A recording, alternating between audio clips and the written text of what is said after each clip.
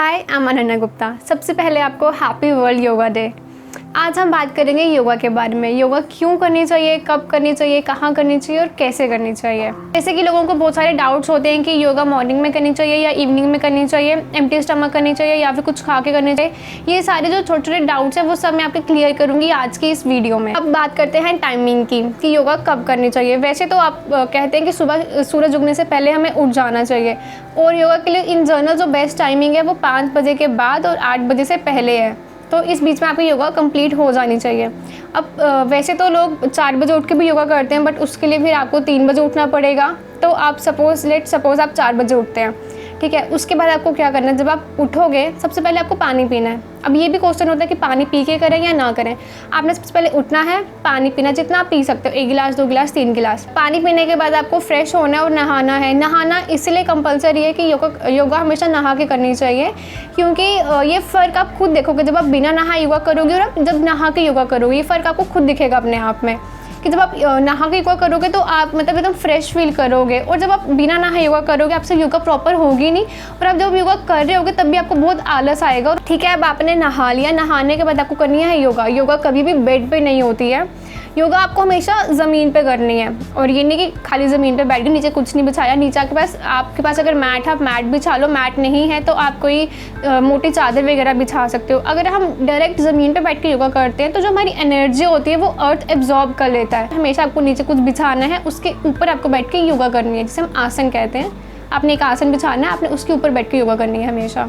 अब इसके बाद ये डाउट आता है कि योगा कहाँ करनी चाहिए, अंदर या बाहर। योगा हमेशा बाहर ही करें तो ज़्यादा बेटर है, क्योंकि आपको बाहर मतलब आप लॉन में करें या छत पे करें तो आपको वहाँ पे फ्रेश एयर मिलेगी, इसलिए योगा बाहर ही करनी चाहिए। अगर मतलब आप बाहर नहीं जा सकते, लेट सपोज बारिश वगैरह हो रही, तो अपने हॉल में भी योगा कर सकते हैं। योगा कभी भी हमें डायरेक्ट स्टार्ट नहीं करनी चाहिए। योगा स्टार्ट करने से पहले हमेशा हमें सूक्ष्म क्रियाएं करनी चाहिए, जिसे हम वार्म अप भी कह सकते हैं। इसके लिए मैंने ऑलरेडी एक वीडियो डाली हुई है, उसका मैं लिंक डिस्क्रिप्शन में डाल दूँगी, ठीक है।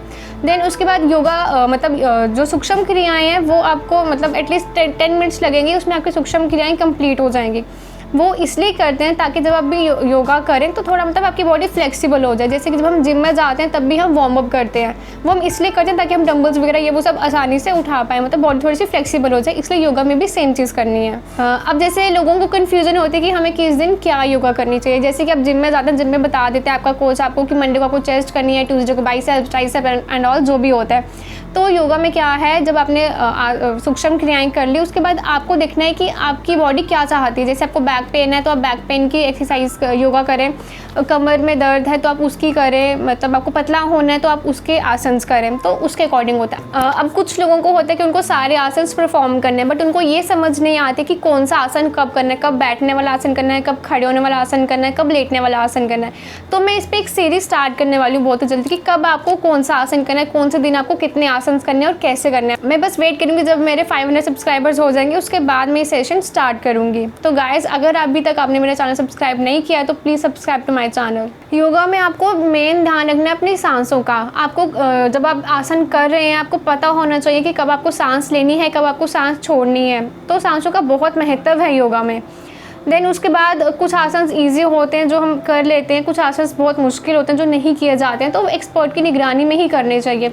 ऐसे क्या होगा, जब आप वो आसन करेंगे आपसे सही से नहीं होगा तो वो बेनिफिट की जगह आपको डी बेनिफिट हो जाएगा। योगा एटलीस्ट आपको 1 से 1.5 घंटा करनी ही चाहिए रोज़। और जो बिगिनर्स हैं, मतलब स्टार्टिंग में जब आप योगा करोगे आपको 1-1.5 हफ्ता बहुत थकावट होगी, पेन भी थोड़े कह सकते हैं कि हो सकती है उसमें पेन, बट जब आप 1 महीना करोगे ना आपको थोड़ा बहुत फ़र्क खुद महसूस होगा।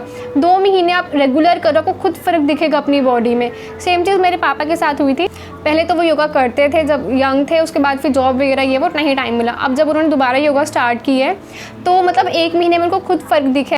अब बात करते हैं मिथ्स की जो योगा के बारे में बहुत फैले हुए हैं। पहला है रिलीजन। योगा जो है वो सबके लिए है, किसी एक रिलीजन में बंदी नहीं हुई है, तो योगा हर एक रिलीजन का इंसान कर सकता है।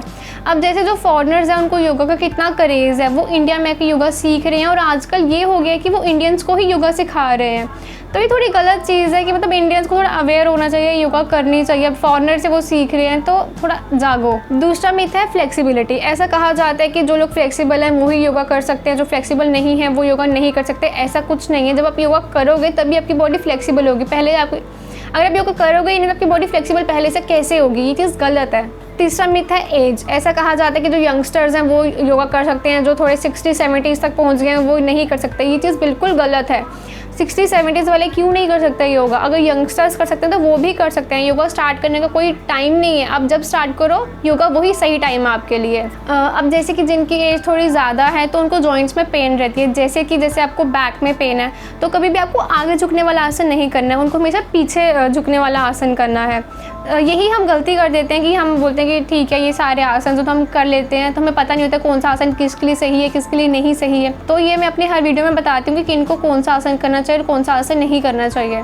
तो आपको अपनी प्रॉब्लम के अकॉर्डिंग ही आसन करने चाहिए हमेशा। चौथा मिथ है वेट लूज। जब मैंने योगा स्टार्ट की तो सब मुझे बोलते हैं कि तू योगा क्यों करी, तू ऑलरेडी बहुत स्लिम है, ये वो एंड ऑल। मुझे हर किसी से सुनने को मिलता है, बट ऐसा बिल्कुल नहीं है।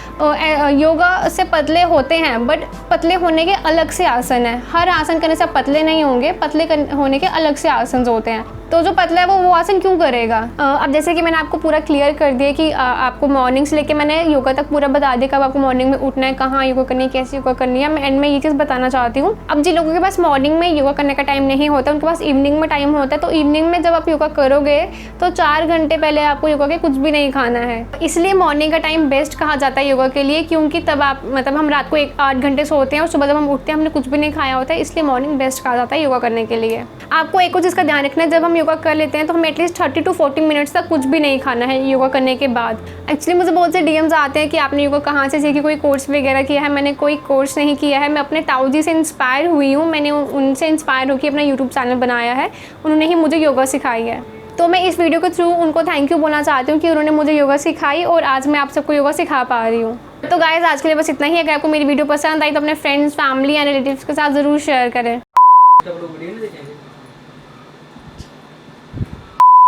मैं ठीक बोल रही हूँ, मैं अच्छी आ रही हूँ। पतले लोग कर सकते हैं, मोटे लोग नहीं कर सकते, कुछ ऐसा ही। या फिर ये कुछ ज़्यादा हो गया। तो जो पतला है वो आसन क्यों करेगा? तो प्लीज़ बोलना बंद कर दो।